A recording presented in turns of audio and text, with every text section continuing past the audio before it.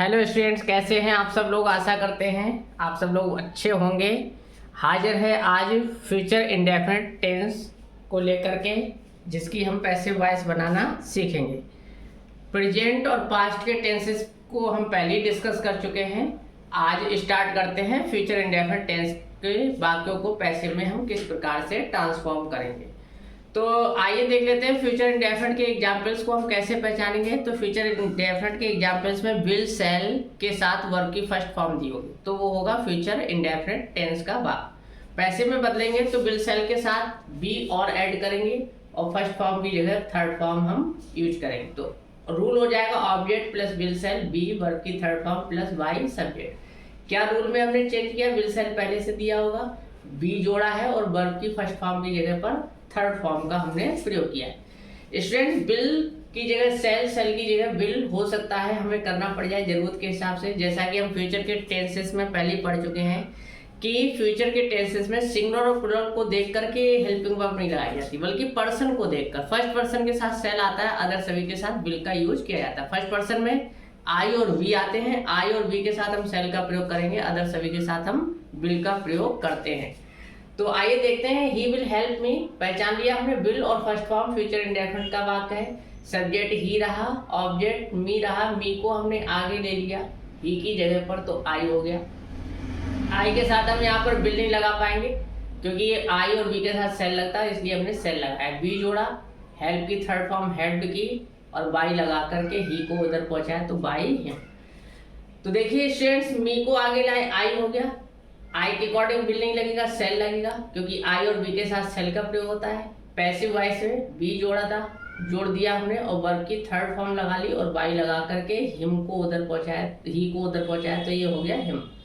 दूसरा एग्जाम्पल देखें, teacher will give us homework. इसमें स्टूडेंट दो ऑब्जेक्ट है, अस ऑब्जेक्ट है और होमवर्क ऑब्जेक्ट है। हम कोई एक ऑब्जेक्ट ले सकते हैं, अस को ले सकते हैं और होमवर्क को ले सकते हैं, दोनों प्रकार से हमने यहाँ पर बनाया है। अस को आगे लाए तो क्या हो गया वी, वी के साथ फिर से हम देखिए बिल नहीं लगा पाए, टीचर के अकॉर्डिंग यहाँ बिल लगाए, लेकिन टीचर की जगह वी आ गया, न्यू सब्जेक्ट हमारा बी हो गया। तो अब हमें इसके अकॉर्डिंग हेल्पिंग वर्ब लगाई, तो हमने बिल की जगह सेल का यूज किया। बी जोड़ा है, गिव की थर्ड फॉर्म गिवन, अस आगे जा चुका है, तो क्या बचा होमवर्क बाई और सब्जेक्ट टीचर। तो we shall be given homework by teacher. अगर हम स्टूडेंट्स इसे होमवर्क से बनाएंगे तो होमवर्क को उठा के लाएंगे, टीचर की जगह पे हमने होमवर्क लिया है, टीचर की जगह पे स्टूडेंट क्या आ गया होमवर्क, बिल की जगह पे आ गया बिल, बी जोड़ दिया, गिव की जगह गिवन, अस यहीं रह गया बाई टीचर। तो homework will be given us by teacher. अब देखिए स्टूडेंट, टीचर की जगह हम वी लाए तब हमने सेल का यूज किया, लेकिन टीचर की जगह हम होमवर्क लाए तो फिर हमने बिल का यूज किया। क्यों? क्योंकि नियम है आई और वी के साथ सेल लगेगा, अदर सभी के साथ बिल लगेगा। तो टीचर के साथ बिल लगा, होमवर्क के साथ भी बिल का यूज किया गया। निगेटिव का रूल देख लेते हैं, object plus will shall plus not be verb की third form plus by subject. Will shall और बी के बीच में क्या आ जाएगा, नॉट आ जाएगा। एग्जाम्पल देखिए, I shall not disobey my parents, subject I है और ऑब्जेक्ट इसमें क्या है माई पेरेंट्स, तो आई की जगह पर उठा के लाए हम माई पेरेंट्स। देखिए स्टूडेंट, आई के साथ सेल लगा, लेकिन माई पेरेंट्स ये अदर में आएगा तो फिर हम सेल नहीं लगाएंगे, क्या लगाएंगे बिल। तो माई पेरेंट्स बिल, नॉट की जगह नॉट आ गया, बी जोड़ दिया, डिसोबेड हो गया थर्ड फॉर्म, डिसोबेड बाई और आई को उधर पहुंचाया, तो क्या हो गया मी। तो my parents will not be disobeyed by me, इस टाइप से बनेगा। सेकेंड एग्जाम्पल देखते हैं, you will not disturb the class, subject you हो गया, ऑब्जेक्ट द क्लास हो गया, यू की जगह पर हमने द क्लास लिया, the class will not, be जोड़ा, डिस्टर्ब की थर्ड फॉर्म डिस्टर्ब्ड बाई और यू को इधर लाए, यू बदलता नहीं है क्योंकि यू का सब्जेक्टिव केस और ऑब्जेक्टिव केस सेम होता है। तो इस प्रकार से हम फ्यूचर इंडेफिनिट के अफर्मेटिव और नेगेटिव एग्जाम्पल हमने देख लिए। अब देखते हैं फ्यूचर इंडेफिनिट के इंट्रोगेटिव और इंट्रोगेटिव नेगेटिव के एग्जाम्पल। तो स्टूडेंट्स देखते हैं हम फ्यूचर इंडेफिनिट के कुछ इंट्रोगेटिव और इंट्रोगेटिव नेगेटिव के एग्जाम्पल्स। तो इसमें हम देखते हैं फ्यूचर इंडेफिनिट को बदलने का फॉर्मूला में थोड़ा सा चेंज हुआ है।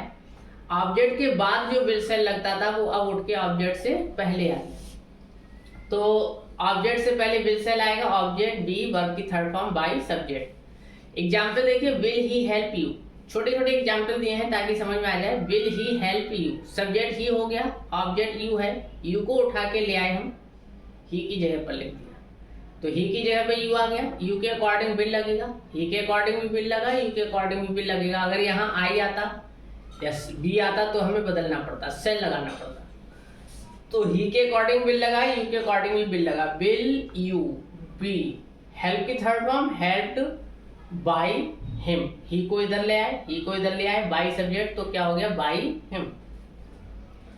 Why will he help you, अगर स्टूडेंट्स यहाँ पर हम वाई को छिपा लें तो देखिए ऊपर वाला ही एग्जाम्पल है, will he help you, will he help you. अब इसमें वाई एक्स्ट्रा जुड़ गया, तो वाई एक्स्ट्रा जुड़ गया है तो तुम्हें वही क्रम दोहराना है, ही की जगह पर यू आ गया, जैसा कि यहाँ पे देखिए ही की जगह यू आया, यहाँ भी ही की जगह यू आया, यहाँ भी देखिए ही से पहले विल दिया था, यू से पहले विल, यहाँ भी ही से पहले विल दिया, यू से पहले विल। वाई जो एक्स्ट्रा बढ़ा हुआ है इस सेंटेंस में वो हमने यहाँ बढ़ा दिया। सेम तरीके से बनाएंगे हम।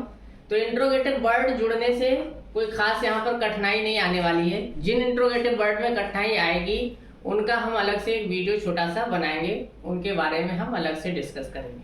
तो ही की जगह यू आ गया, यू, तो why will you be, help की third form help by him. Interrogative negative में ऑब्जेक्ट के बाद नॉट भी आ जाएगा, विल सेल ऑब्जेक्ट नॉट भी वर्ब की थर्ड फॉर्म बाय सब्जेक्ट। तो will Anjali not played cricket well, तो यहाँ पर सब्जेक्ट अंजलि हो गया, ऑब्जेक्ट क्रिकेट हो गया, तो अंजलि की जगह पे हमने क्रिकेट लगा दिया। क्रिकेट विल पहले दिया है, यहाँ भी क्रिकेट से पहले विल आ गया, क्योंकि आई और बी होता तब हमें बदलना पड़ता है, अदर में नहीं बदलना पड़ता।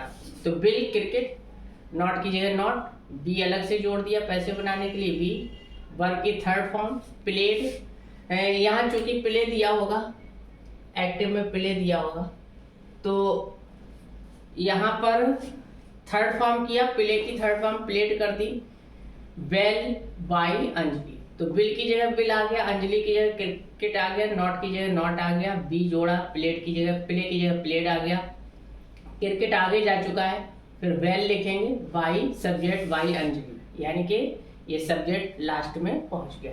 तो will cricket not be played by well by Anjali. Who will not take breakfast, who वाले सेंटेंस में मैंने स्टूडेंट बताया कि सब्जेक्ट नहीं दिया होता, लेकिन सब्जेक्ट की जगह को हमें फाइंड करना पड़ता है। तो interrogative word helping verb subject, जैसा कि यहाँ देखिए interrogative word helping verb subject, helping verb के बाद क्या दी होगी, सब्जेक्ट दिया होगा।